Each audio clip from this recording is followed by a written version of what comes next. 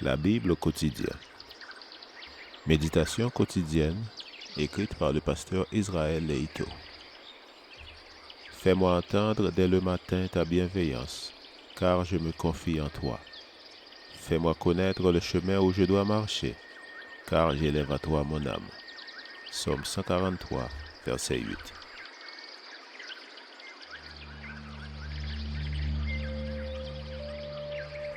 Aujourd'hui, le 18 mai, que cherchons-nous au temple? Shaphan, le secrétaire, fit encore ce rapport au roi. Le sacrificateur Hilkiah m'a donné un livre. Puis Shaphan le lut devant le roi. 2 Rois chapitre 22, verset 10. Se rendre à la maison de l'Éternel était une joie pour les Israélites. Au cours de la semaine, nous devrions aussi attendre avec impatience la communion avec Dieu et nos frères et sœurs. Si beaucoup n'éprouvent ni paix ni joie à servir l'Éternel, c'est que l'état d'esprit dans lequel ils se rendent au temple n'est pas propice à l'adoration. On amène partout son univers, dit-on. C'est vrai aussi quand on participe au service de culte. On y trouve ceux qu'on est venu chercher. Or, aller à la maison de Dieu réserve de grandes surprises. Nous lisons aujourd'hui certains détails sur la vie du roi Josias. Il est question des réparations qu'il fit faire au temple. Comme le travail ne progressait pas, il chargea le scribe Shaphan de retirer l'argent que les fidèles apportaient au temple afin de faire avancer les réparations. C'est en se rendant à la maison de l'Éternel pour remplir cette mission que le secrétaire eut une grande surprise. La découverte du livre de la loi par le souverain sacrificateur eut pour conséquence un réveil spirituel important. Si nous nous rendons à la maison de Dieu dans un esprit de révérence et d'adoration, il nous réservera de belles surprises.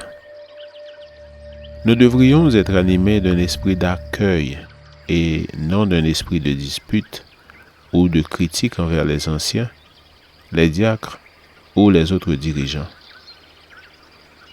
Il arrive que certains aillent au temple sans enthousiasme et en apprenant qui prononcera le sermon, ils grimacent et préfèrent changer d'église ou même rentrer chez eux.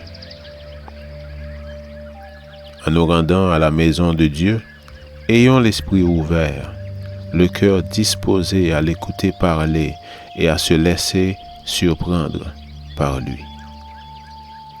Nous devrions éprouver les sentiments du psalmiste qui s'exclame « Je suis dans la joie quand on me dit « Allons à la maison de l'Éternel ».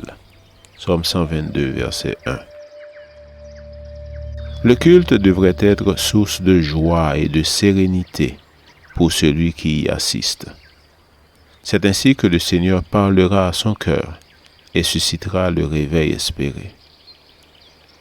On pense que ce verset exprime le plaisir que le psalmiste éprouve à se remémorer les moments passés dans la maison de l'Éternel.